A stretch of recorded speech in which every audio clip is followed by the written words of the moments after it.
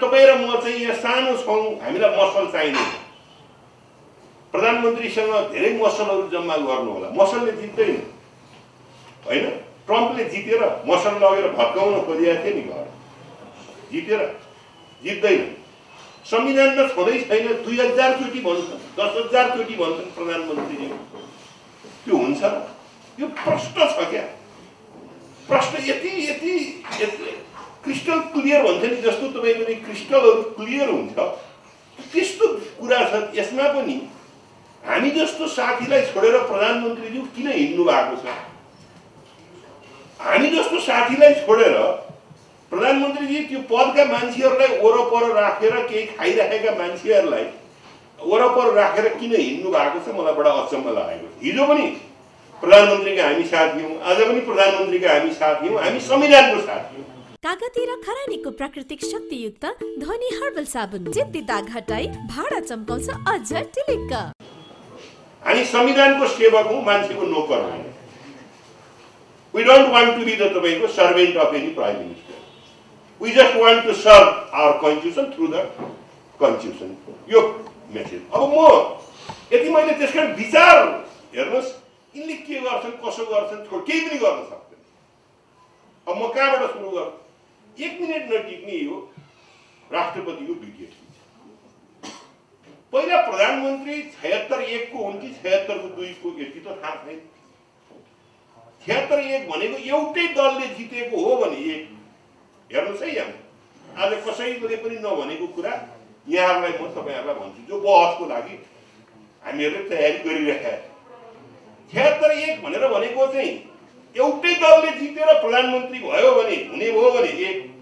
एक्लैले नेकपा एमाले अलग्गै लडेको, नेकपा माओवादी अलग्गै लडेको, नेकपा एमालेको एक्लैको 100 तपाईँको 45 जनाको बनेर सांसद, यिनको जम्मा 128 जना बन्यो। कसले समर्थन गर्यो? पुष्पकमल दाहाल प्रचण्डले गर्नु, या राजनेताहरूले पनि विचार गर्नुपर्ने कुरा। उहाँले समेत सही गरेर पठाएपछि 2 दलको सही गरेर राष्ट्रपतिमा गएपछि अब बहुमत हो। त्यो भनेको 176 को 2। विभिन्न दलहरू मिलेर चाहिँ बनेको प्रधानमन्त्री 76 को 2, एउटै दलको मिलेको चाहिँ कति? 1। यिनले एक त हुँदै होइन, यसपछि 2वटा राजनीतिक दल मिलेका मात्रै हो। त्यहाँ पहिलो बनेको प्रधानमन्त्री त 76 को 2। यिनीहरूलाई अब अलिअलि हामीले कुरा गर्न थाल्यौँ होइन। त्यो पछि त परिणत भयो नि भने कहाँबाट परिणत?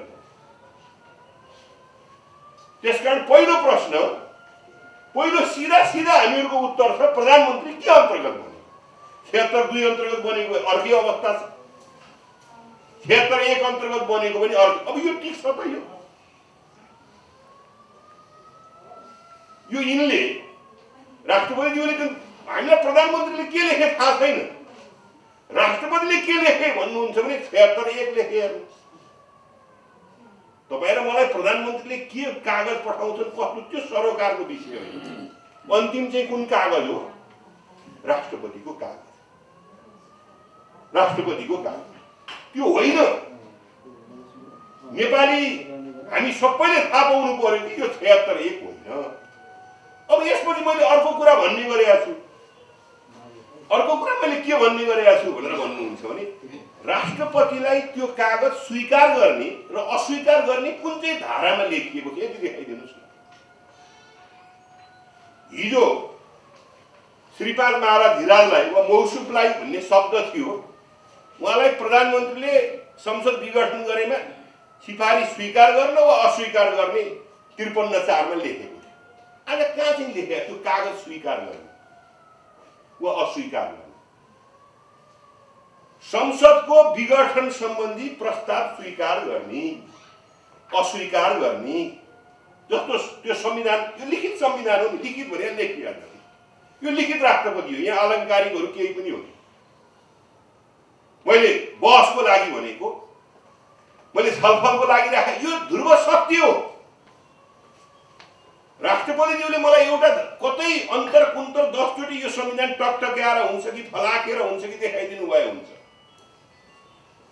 हामी नेपाललाई कि मन्त्री परिषदबाट जस्तो भनौँ न शपथ ग्रहण गराउने, प्रधानमन्त्रीलाई शपथ ग्रहण गराउने छन्, प्रधान न्यायाधीशलाई शपथ ग्रहण गराउने छन्, राजदूतहरूलाई तपाईँको चाहिँ क्रेडेन्सियल बुझ्ने छन्, संसदको 2 सदनमा यिनी हाजिर हुनेछन्, बैठक गर्नेछन्, सबैले लेखेका छ नि। त्यस्तै लेखेका होला नि त।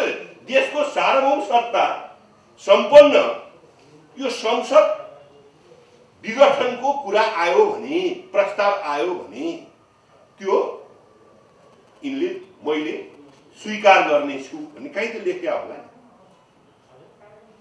देखाइदिनुहोस् न। यति भनिन्छ प्रधानमन्त्रीले के सल्लाह चढाए, कस्तो निर्णय, त्यो मतलब हुँदैन। अन्तिममा यो लिखित राष्ट्रपति हो। लिखतले जति, लिखित संविधानको अर्थ लिखतले जति दिएको छ त्यति हो। नलेखिएका कुरा जति जनताको अधीनमा छ। यो प्रधानमन्त्रीको अधीनमा पनि छैन। नलेखिएका कुराहरूमा तपाईँ र मसँग जनमत संग्रह गर्नु पर्यो। यो यति प्रत्यक्ष। यसमा मैले यो दोस्रो कुरा यहाँहरू समक्ष राखेँ। अब म अलिकति इतिहास के राख्न चाहन्छु भन्नुहुन्छ भने, संसद विघटन जब संयुक्त राज्यले, इङ्ल्यान्डले भनौँ, अङ्ग्रेजहरूले जब सारा संसार फाड्यो, उनीहरूले के भने त यस्ता यस्ता राजाहरू जन्मे, जेम्स प्रथमहरू जस्ता राजाहरू जन्मे, हेनरी थर्डहरू जस्ता राजाहरू जन्मे। खालि मैले त्यो नामको रूपमा भनेको। यस्ता जन्मे कि कानुन मेरो अधीनमा छ, मेरो खुट्टाको मुनि छ, संसद मेरो खुट्टाको मुनि छ। सांसदहरूलाई उनीहरू पैसा दिन्थे, हाम्रो पक्षमा तिमी गर। अन्तिममा भत्ता बुझेर जान्थे नि, पल्टाएर हेर्नुहोस्। पार्टीले नै भत्ता बुझेर जान्थ्यो। पार्टीको पहिलाको राम्रो इतिहास छैन त्यो।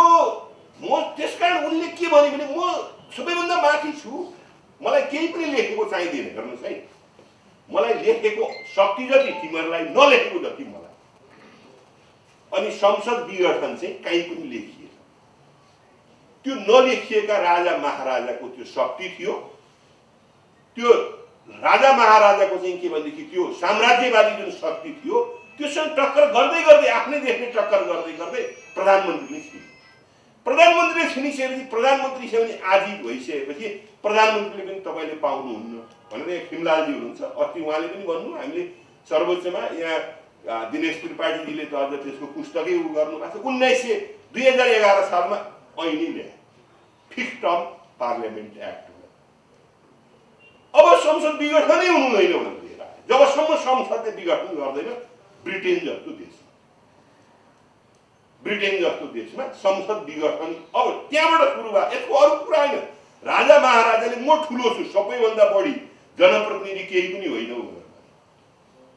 यो त अचम्म छ। आजको नेपालमा 4वटा 5वटा डिजोल्युसन भयो। हेर्नुहोस्, हामीले पढेका छौँ संसारको डिजोल्युसनमा डक्टरेट गरेका ऊ चाहिँ फर्से भन्ने हुन्। उनको हेर्नु भने डिजोल्युसनको यत्रो मोटो किताब छ। 2वटा बडा विवादास्पद डिजोल्युसन देखिन्छ। 2वटा त्यो पनि तपाईँलाई भनौँ 1928 को क्यानाडाको त धेरै पर्दैन। जब वर्ल्ड वार सुरु भइसकेपछि वर्ल्ड वारमा जाने कि नजाने भन्नेमा प्रधानमन्त्रीहरू र मन्त्री परिषदको विवाद उछाल छ। पक्षमा जाने कि विपक्ष, यस्ता कुरामा हुन्छ। हामी जस्तो सानो देशमा त पार्टीका मै हुँ भन्ने चाहिँ बस हुँदा रहेछन्। त्यो बसको झगडा त भइरहँदो रहेछ। यो बसिजम भन्छ क्या। एउटा बसको केपी ओली, अर्को बसको प्रचण्ड, त्यसपछिको अर्को बसको माधव नेपाल, यिनीहरूको त भइरहन्छ। उहाँहरूका पनि 4-5 जना बस हुनुहुन्छ होइन। त्यस्तै कङ्ग्रेसमा तपाईँ जानुभयो भने बसहरू देखिन्छ, त्यहाँ पनि झगडा भयो। त्यो बसको झगडाले संसद जाँदैन। त्यो झगडाले मेरो मान्छे कि तेरो मान्छे भनेर प्रजातन्त्र चाहिँ खतरामा छ। हेर्नुहोस्, शुद्ध चाहिँ तपाईँको पाइराखेको छैन। यो ठुला ठुला धुरिष्टहरूको एउटा निचोड हो। हेर्नुहोस्, यो मेरो मात्रै हो। त्यो बसिजमले खतम छ पार्टी सिस्टम भने। बसहरूको टक्रावले गर्दाखेरि सुशासन बडा गाह्रो परेको छ भन्ने छ।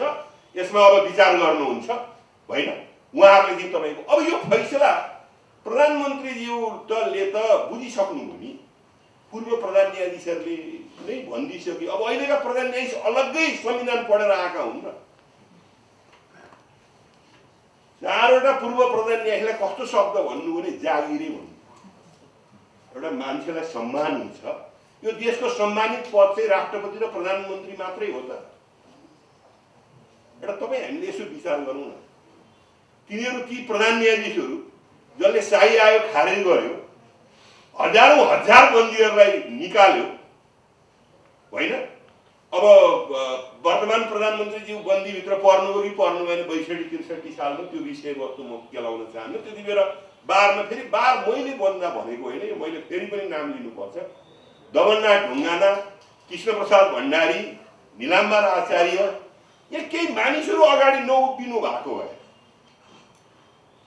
त्यो प्रतिनिधित्व गर्ने बार हेर्नु आएको छ। बाहिरबाट सांसदहरूको डेलिगेसन आएको छ। म जस्तो खुसीले के तपाईँको अनुहार देखाउने, तर we have the statute like के भनेदेखि दमननाथ ढुङ्गाना हेर्नुहोस् है। मैले हेर्नुहोस् है, त्यति बेलाको जुन प्रतिनिधित्व त्यो बार जुन छ नि, म नै अध्यक्ष हो भनेर हिँड्या भए हुँदैन। मेरो भन्दा त्यो अनुभवले, सबै दृष्टिकोणले उहाँहरूको विचार जाँदाखेरि संस्था बन्ने भनेको एकजना मान्छेले प्रधानमन्त्री भन्ने कुरा एकजना उसले चाहिँ के भने बन्ने होइन। मैले 62-63 को कुरा सम्झाउन खोजेँ। कृष्णप्रसाद भण्डारी अगाडि बसिसकेपछि his the father of our lawyer भन्यौँ हामीले। हेर्नुहोस्, निलाम्बरजी अगाडि बसिसकेपछि यस्ता केही व्यक्तित्वहरू हुनुहुन्थ्यो जो व्यक्तित्वहरूले बारलाई बार बनाउनु भयो। हामी त उहाँहरूको स्लोगानमा हामीहरू हिँडेका। आज त्यो जुन उहाँहरूले जुन विचार दिनु, त्यो विचार छोड्न सकिँदैन। तपाईँ जुनसुकै ठाउँमा जानुहोस्, जुनसुकै के भनेदेखि व्यवस्थामा तपाईँ जानुहोस्, त्यो विचार तपाईँको नि। अब अहिलेको त्यसकारण मैले यो भन्ने गरिरहेको छु, प्रधान न्यायाधीश, पूर्व प्रधान न्यायाधीशहरूले संविधान त्यो त त्यसै पनि थेसिस एन्टिथेसिस हुने भइहाल्यो नि। अब थेसिस निस्किन्छ। प्रधानमन्त्रीले विघटन भनेर भन्नुभयो, यो संसदको विघटन होइन, यो संविधानकै विघटन मैले बुझेँ। यदि यसरी जनप्रतिनिधिमूलक संस्था जहिले पनि विघटन गरेर ऊ हिँड्न सक्दछ भने तपाईँ र मेरो कसले को चाहिँ घर हो? हाम्रो गार्जियन को हो? अनि प्रधानमन्त्रीज्यू के भन्नुहुन्छ भने इजलास पनि तोक्न थाल्नुभयो। हेर्नुहोस्, उहाँले मलाई बडा अचम्म लागेको छ। यो मुद्दा संवैधानिक इजलासबाट हेर्नुपर्छ। हामी भन्छौँ सर्वोच्च अदालत चाहिँ guardian of the constitution, we the guardian of the constitution, we the ultimate interpreter of the constitution, supreme court is the, सबै सर्वोच्चको न्यायाधीश पर्छ भन्छौँ। उहाँ चाहिँ के भन्नुहुन्छ, होइन 5 जना मात्रै बस्देऊ। मैले बुझ्नै सकेको छु। यो तपाईँको वाटरगेट काण्डमा त्यो के भने वाटरगेट काण्डमा त्यो उहरू इन्स्ट्रुमेन्टहरू राख्ने मान्छे लिन जाँदाखेरि तपाईँको समात्या जस्तै केही मान्छेहरू छन् कि हेर्नुहोस्, केही त्यस्तो चाहिँ के भनेदेखि छ कि त अब पूर्व न्यायाधीशहरूले, प्रधान न्यायाधीशहरूले भनेका विचार सत्य आइसक्यो। अब उहाँ चाहिँ गडगडाउनुहुन्छ। हामी वकिललाई पनि एउटा वकिलले यस्तो भने अरे उस्तो भने अरे इजलासमा आउनु न त। मैले एउटा टिभीमा पनि भने आउनुहोस् न त, त्यसो बहस गर्नु। तपाईँलाई विपक्षी बनाएकै छौँ 13 जनाले, प्रधान न्यायाधीश हुँदै हुनुहुन्छ, आउनुहोस् न बहस गर्नु। तपाईँ कानुन व्यवस्थायी त होइन, कानुन जसले पनि बोल्छ भन्ने होइन। त्यो कानुन बोल्नुलाई त्यही पेसा गर्नुपर्छ, त्यही व्यवस्था गर्नुपर्छ। जसरी ठग्नलाई प्रधानमन्त्री हुन सकिन्छ नि, जसरी जस्तो पनि बोल्न पाइँदो रहेछ नि प्रधानमन्त्रीलाई, जे पनि गर्न पाइँदो रहेछ नि। कानुन व्यवसायीलाई त्यो हुँदैन, न्यायाधीशले अङ्कुश लगाउँछ न्यायाधीशले। त्यसकारण मैले अब यो विषय, यो संविधान कताबाट हेर्नुहुन्छ? यिनलाई त हुँदा पूर्व राजा ज्ञानेन्द्रले पनि भनिसक्यो। तपाईँ हेर्नु न त्यहाँको चाहिँ के भनेदेखि कुराकानीहरू हेर्नुहोस् न त। मैले भन्न के गइरहेको छु भन्नुहुन्छ भने अब त्यो साम्राज्यवादी विचार, कोलोनियल तपाईँको चाहिँ के भनेदेखि चाहिँ सिस्टममा जुन जन्मिएको अधिकार हो त्यो अधिकार छैन। अब तपाईँको प्रधानमन्त्री पनि लिखित प्रधानमन्त्री हौ, तिमी लिखित प्रधानमन्त्री हौ, तिमीले केही गर्न सक्दैनौ। अब यिनीहरूलाई एउटा धारामा पनि उ छ, तपाईको धारा 85 मा अगावै भनेको के हो भन्नुहुन्छ नि 5 वर्षमा त संविधान सभा के रे प्रतिनिधि सभा समाप्त हुनुपर्छ पर्छ तर त्यो 5औं वर्षमा कुन चाहिँ दिन समाप्त हुने भन्नको लागि त्यो धारा राखेको मैले तपाईहरुलाई भन्न खोजेको 5 वर्षमा त जानुपर्छ कहिले कि नजाने भनेर बस्ला नि भन्नको लागि 5 वर्ष राखेको त्यो 5 वर्षमा पनि चुनाव कति अगाडि गर्ने 5औं वर्षमा हुन्छ नि अब यो सेसन पछि हाम्रो सकियो वी आर नो मोर फलाना दिन निर्वाचनको घोषणा गर्यौं मैले भन्न खोजे यहाँले बुझ्नु होला 5औं वर्षको हुँदाखेरि पौने 5 वर्षमा तपाईको 90 दिन अगाडि 60 दिन अगाडि जुन निर्वाचन घोषणा गर्छ त्यसपछि सक्यो त्यो बडा सरल छ यहाँ के अर्थ अगावै भनेको छ अगावै भनेको छ जन्मिनै नपाउने मार्दिने हो 2 वर्षमै मार्दिने हो प्रधानमन्त्रीको चाहिँ के खल्तीमा चाहिँ तपाईको मैले खाली केही धाराहरुमा विवाद भएको हुनाले मैले तपाईहरुलाई भन्न खोजेको बस त्यहाँ के भन्ने अगावै भनेको 5 वर्षमा चाहिँ स्वतः जान्छ अगावै त्यो 5 वर्षको अगावै भनेको चाहिँ 5 वर्ष भन्दा अगाडि तपाई जुन 5औं सेसन गर्नुहुन्छ त्यो 5औं सेसनको दिन तपाईले डिक्लेयर गर्नुहुन्छ यो दिन हामी निर्वाचन गर्दै छौं बडा आनन्दमय तरिका फेरि निर्वाचन यस्तो होइन यस्तोमा भनिन्छ हेर्नुस् प्रधानमन्त्रीले बोलाउने बित्तिकै निर्वाचन हुने कस्तो कानुन छ त्यो निर्वाचन कानुन उनले आऊ जनमत लिन त्यो निर्वाचन सम्बन्धी कानुनहरू छ कि संविधानहरू छ कि प्रधानमन्त्रीले बोलायो आखडामा फुडु जानुपर्ने कुस्ती खेल्न प्रधानमन्त्रीले नबोलाउन्जेलसम्म चोक लागेर तपाईको दर्शक भएर बस्नु पर्छ त्यसकारण अरु पनि धेरै वक्ताहरू हुनुहुन्छ मेरो यहाँहरु समक्ष अहिले राष्ट्रलाई बिस्तारी बिस्तारी एउटा मसलमा विभाजन गर्न खोजिरहेछ यसतर्फ पनि विचार गर्नु होला यो विभाजित भयो एउटा इजमको पछाडी होइन कि मान्छेको पछाडी रिपब्लिकनहरुले ट्रम्पलाई छोडे रिपब्लिकनहरुले तपाईको ट्रम्पलाई छोडे तर अब ट्रम्पको पछाडी मसल मात्रै तपाईको चाहिँ के भन्दै थियो अहिले इजमको कुरा छैन अहिले मानिसको समूह उठाएर जसरी तपाई र मलाई संविधानको नाममा कमसेकम वेबर कन्स्टिट्युसनमा त तपाईको हिटलरले धारा 48 समातेका थिए राष्ट्र संकटमा छ भनेर र यति बेला मैले चाहिँ के सम्झिए भन्नुहुन्छ भने के हो भनेर भन्दा चुप लागेर बस्नु भनेको तपाईको साइलेन्स चाहिँ के हो त भन्दाखेरि सबमिसन त्यो कतापटि चाहिँ भनेर भन्नुहुन्छ भनेदेखि जसले तपाईलाई सप्रेस गरेको छ टु द सप्रेस गर्ने तपाईको हात त्यो यति बेला नबोल्ने भनेर त त्यसकारण यो संविधान जे दिनु भएको छ वी आर द तपाईको taker you are the giver मध्ये पनि संविधान सभाको अध्यक्ष भनेको सुभाष नेमाङले हिजै बोलेको कुरा हिजै सकिएको कुरा मैले त बुझ्नै सक्दिन त्यो जुन संस्था हो संविधान सभाको एकचोटीको सदस्य सधैँको सदस्य हो संविधान सभाको अध्यक्ष अनवरत अध्यक्ष